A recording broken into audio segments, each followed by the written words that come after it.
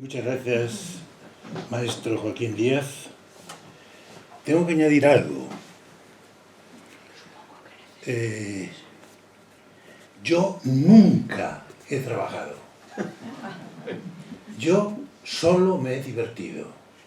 O sea que el capítulo primero del Génesis, en el que Yahvé inventa el trabajo como castigo, se olvidó que hay gente que no sabemos lo que es el trabajo, sino la diversión continua.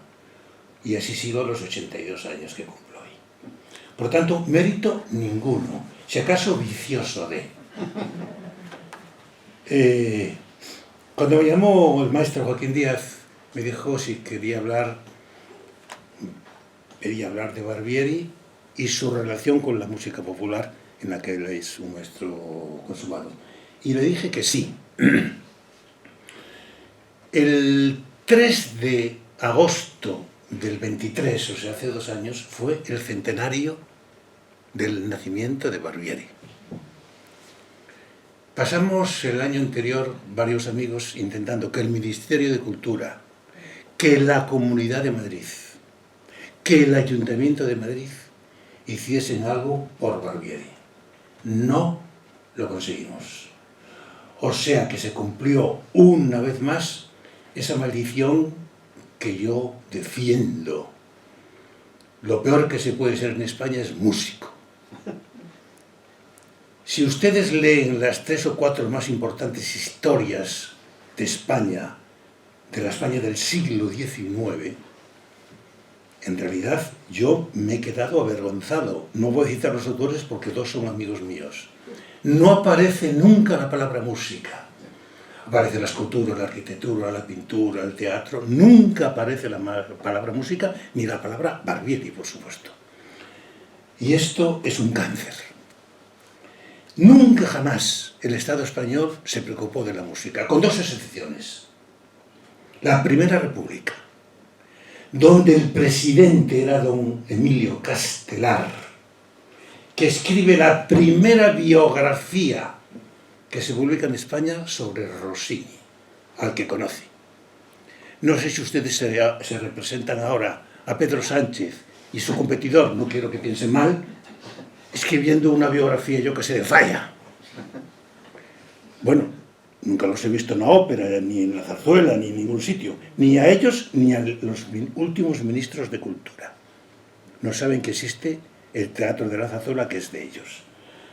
Y esto lo quería decir así con toda la dureza para introducir esta conferencia.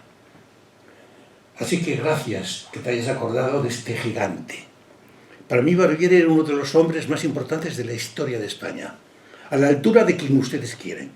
Por supuesto, como músico está a la altura de Falla, de Albéniz, de Granados, de Tomás Luis de Vitoria, o sea, el máximo. Pero es que hay mucho más en él. En el año 76 fui a México a trabajar en el legado del gran crítico de la República, Adolfo Salazar, a abrir los 80 cajones que había en casa de un gran humanista español y multimillonario, Carlos Prieto, y allí me encontré con una cosa curiosísima. Había papeles originales de Barbieri. Después ya supe cómo habían llegado. Y había una colección, un libro, no quiero escandalizarles, que se titulaba 100 poesías pornográficas, paréntesis, algunas de ellas muy pornográficas, de Francisco Asenjo Barbieri. Entenderán que inmediatamente me metí mis ojos allí y tengo que decirles que casi ninguna es pornográfica, hablando en plata, y que las que son no tienen que ver nada con lo que ahora se estila. O sea, de ellas 4 dedicadas a la reina Isabel II, a la que no podía ver, ¿no? Bien, ¿y por qué les cito esto tan curioso? Porque una de las... Bueno, él dedica las poesías a gente famosa, a amigos, a enemigos, a situaciones, a los reyes de España, a Isabel, y hace un corolario sobre él donde dice: si hay alguien que con descoco quiera darme un balapalo por mi trabajo de loco, podrá decir que fue malo, mas no dirá que fue poco. Cuando se mete uno en este personaje se queda impresionado y pregunta cómo es posible que un ser humano haya podido hacer tanto, tan genial, él solo. Le resumo: 130 obras líricas, varias de ellas geniales absolutas. Realizaron una actividad de gestor impresionante, uno de cuyos frutos es nada menos que la construcción del Teatro de la Zarzuela, que pagó él con 3 compañeros.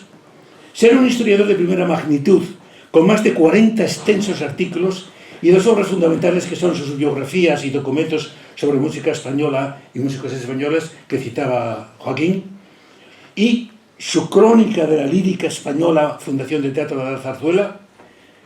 He contado, son unas 4000 páginas modernas en letra muy chiquita. Ser, por si era poco, uno de los mejores bibliófilos del siglo XIX, cuyos magníficos tesoros enriquecen la Biblioteca Nacional. Hay 4007 libros de Barbieri que no son libros, son joyas. Desde la invención de la imprenta, prácticamente cualquier libro de música está allí. El valor en millones y millones de euros es incalculable. Sigo.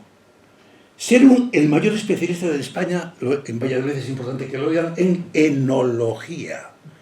¿Por qué razón? Bueno, en primer lugar, porque era un bebedor sublime de los vinos mejores del mundo, porque se los podía pagar, pero porque su madre, doña Petra, que es una institución, quedó viuda del padre de Barbieri. El padre de Barbieri murió 13 días después del nacimiento de Barbieri, y su madre, doña Petra, se casó con el catedrático de química de la Complutense, que era especialista en aguas termales y en vinos, enólogo. Por tanto, ahí hay una colección de libros increíbles.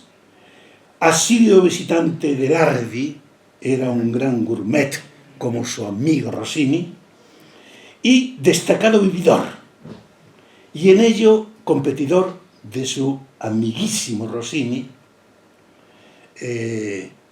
Barbieri cuenta que es real que todos los días se despertaba escuchando los ensayos de las obras de Rossini. ¿Por qué?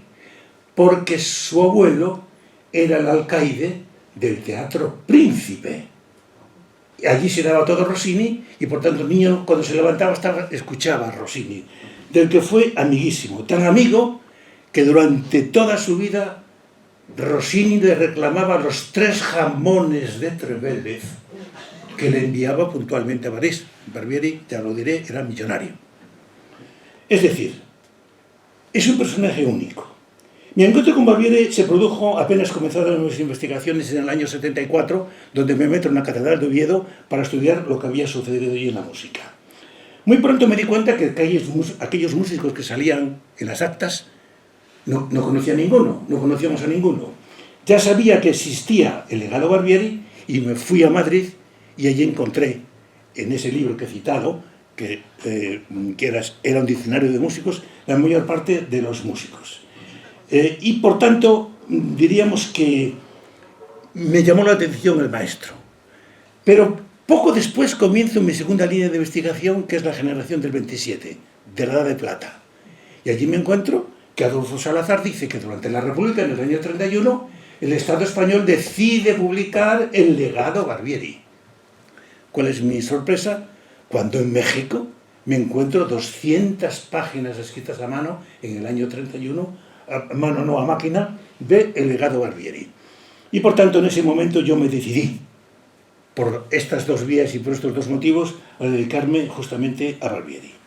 La larga vida de Barbieri abarca la totalidad del problemático siglo XIX español.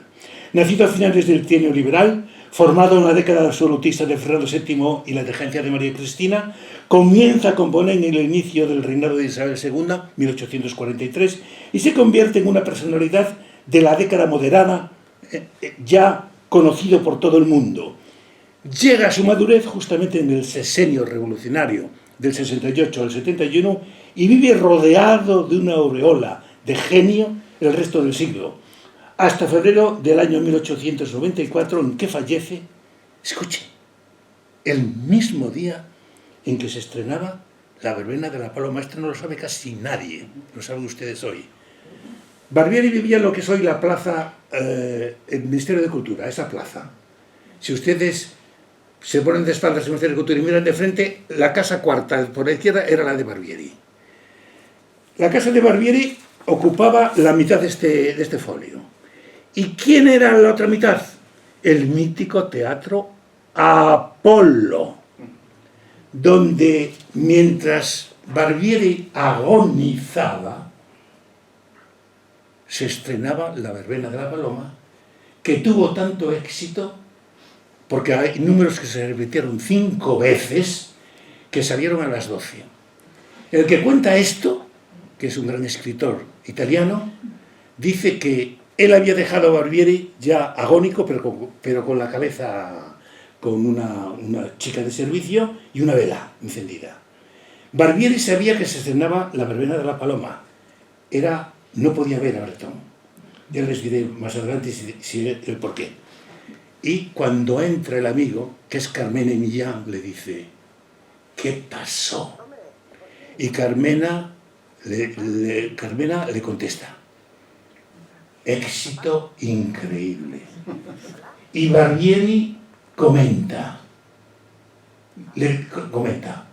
imposible. Y murió. Claro, no sé si le fue así o él está realmente con el Evangelio trasladando el invento. Pero la cosa física es que muere mientras está estrenando la verbena de la Paloma. Cito estos hechos porque Barbieri vivió plenamente todos los acontecimientos políticos del momento, implicado en la vida social del XIX por el prestigio que tenía y por su irresistible simpatía. Amigo de casi todos los grandes protagonistas del siglo XIX, Castelar, muy amigo, Sagasta, muy amigo, Cánovas del Castillo, muy amigo, respetado por todos ellos y sobre todo perteneció a una generación que pretendía sacar a España de la postración musical en que se encontraba. Por tanto, movido por unas ansias de liberación definidas, los define todos, por cierto fervor patriótico, que es una cosa muy romántica.